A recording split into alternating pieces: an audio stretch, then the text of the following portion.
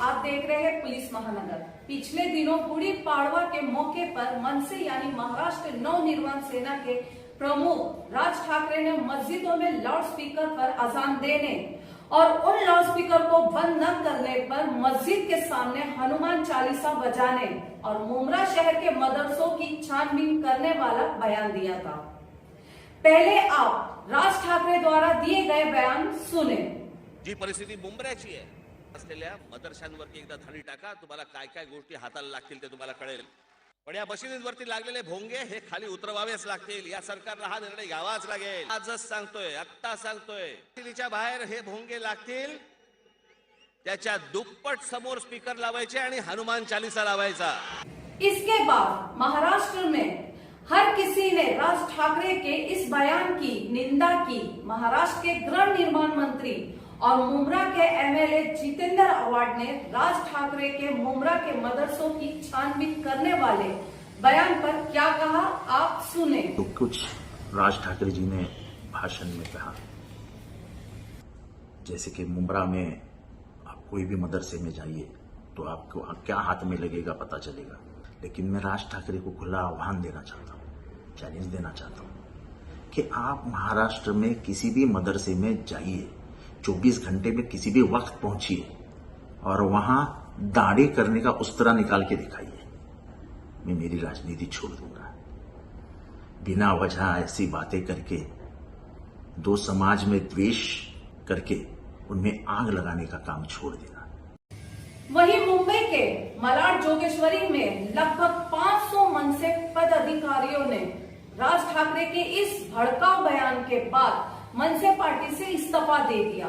वहीं मुमरा में मनसे वाहतुक सेना के कलवा मुमरा अध्यक्ष इरफान सैयद के ऑफिस पर तोड़फोड़ की घटना हुई। इस पूरे मामले पर हमने मनसे वाहतुक सेना के मुमरा कलवा अध्यक्ष से बातचीत की, आप वो भी सुने। इरफान जी, मनसे प्रमुख राज ठाकरे ने मस्जिद के लाउडस्पीकर हटाने और मस्जिद के सामने हनुमान चालीसा बजाने के बयान पर आप क्या कहना चाहोगे? ऐसा है कि हमारे राज साहब ने जो गुड़ी पाड़वा के रोज जो कहा है, वो उसको हम ऐसे देखते हैं और ऐसे समझते हैं कि जैसे समझना चाहिए। देखिए, ऐसा है कि सुप्रीम कोर्ट का ऑर्डर है कि अजान हो या मंदिर में या कहीं पर भी, जो हमारे मस्जिद में अजान हो रही है और मंदिर पर जो भजन हो रहा है, तो उन्होंने ये कहा है कि लाउड स्पीकर की आवाज जो है स्लो वॉल्यूम करके देना चाहिए। लेकिन ये सुप्रीम कोर्ट का ऑर्डर है। लेकिन ये सुप्रीम कोर्ट, सरकार को ये काम करना चाहिए था, तो सरकार ने नहीं काम किया। तो राज साहब ने कहा फिर ये महाराष्ट्र नवनिर्माण सेना ये काम करेगी। लेकिन कुछ लोग, पॉलिटिकल पार्टियां हैं, उसको जो है आगे जो है इलेक्शन है म्युनिसिपल कॉर्पोरेशन को, उसको थोड़ा से वो लोग ज्यादा वो करके उसको बताया जा रहा है कि मुसलमानों को ठेस पहुंचाए। और ये हमारे राज साहब ने नमाज पढ़ने के लिए नहीं कहा और किसी धर्म के लिए वो गलत नहीं कहा उन्होंने। और राज साहब ने ये भी कहा है कि धर्म के हम वो नहीं है, खिलाफ नहीं है। जोगेश्वरी में लगभग 500 मुस्लिम पदाधिकारियों ने मनसे पार्टी से इस्तीफा दे दिया है और इस पर आप क्या कहोगे? देखिए, ऐसा है कि मुस्लिमों ने पद छोड़ा है, इसलिए आपको ऐसा लग रहा है। लेकिन कार्यकर्ता किसी भी पार्टी का हो और किसी भी पार्टी में अगर वो जाना चाहता है, काम करना चाहता है, तो उसको खुली छूट है। वो किसी भी पार्टी में जाकर के वो उस पार्टी का जो काम है वो कर सकता है। अब रह गया कि राज साहब ने ऐसा कहा है और मुसलमानों ने पोल छोड़ा है मन से, तो उन मुसलमानों को अगर छोड़ना ही था, हमारा तो पर्सनल ये कहना है कि अगर छोड़ना ही था तो उत्तर सभा राज साहब की जो 12 तारीख को होने वाली है, उसमें वो सुन लेते, समझ लेते। और राज साहब ने जो भोंगे के बारे में कहा है, जरा उसको समझ लेते। फिर जो पार्टियों से वो ऑफर आ रहा था, वो पार्टी में चले जाते। आप मुमरा में कितने सालों से रहते हो और राज ठाकरे के मुमरा के मदरसों की जांच वाले बयान पर क्या कहेंगे?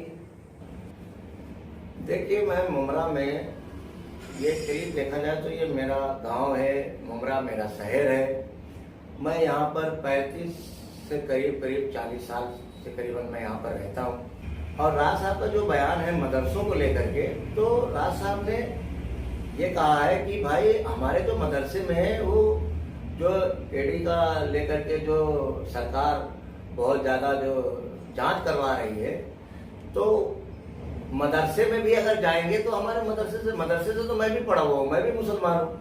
मदरसे में हमारे कुरान, किताब, रहल, जानमाज, चटाई यही मिलेगी। तो हमारे राज साहब का कहना यही है कि भाई मदरसों में भी जाकर के जांच करा लो, वहां पर भी कुछ नहीं मिलेगा, वहां पर भी खाली कुरान और किताब और जानमाज और चटाई मिलेगी। उसको कुछ लोग गलत तरीके से पेश कर रहे हैं, वो उनका रुकावट है। ये देखा जाए तो ये एनसीपी पार्टी जो है मुमरा में सत्ते में है, ये उस पार्टी की गुंडागर्दी है कि हमें हमारे ऑफिस में आकर के एनसीपी के कार्यकर्ता आकर के हमें 12 बजे तक चैलेंज देते हैं और कहते हैं कि अगर तुम्हारा बोर्ड और ऑफिस बंद नहीं हुई, बोर्ड नहीं उतरा, तो हम एनसीपी स्टाइल में उतार देंगे।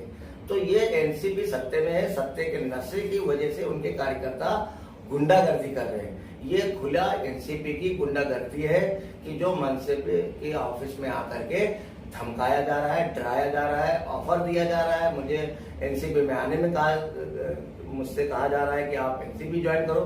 तो हम एनसीपी के कार्यकर्ता से, आला कमान से एनसीपी के कहना चाहते हैं कि हम महाराष्ट्र नवनिर्माण सेना के ही पार्टी में हैं और रहेंगे, और हम मनसे के कार्यकर्ता हैं, राज साहब के ही कार्यकर्ता रहेंगे। इरफान जी, आपसे एक आखिरी सवाल करना चाहेंगे।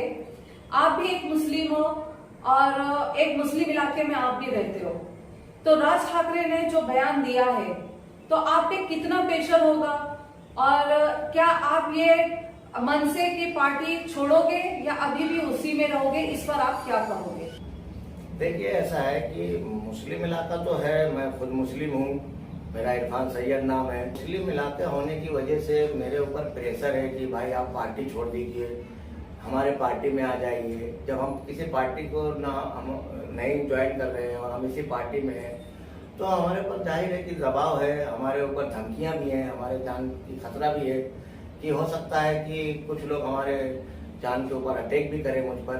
तो सारी चीजें ये तो होती ही रहेंगी, मगर मैं न डरता हूँ न घबराता हूँ।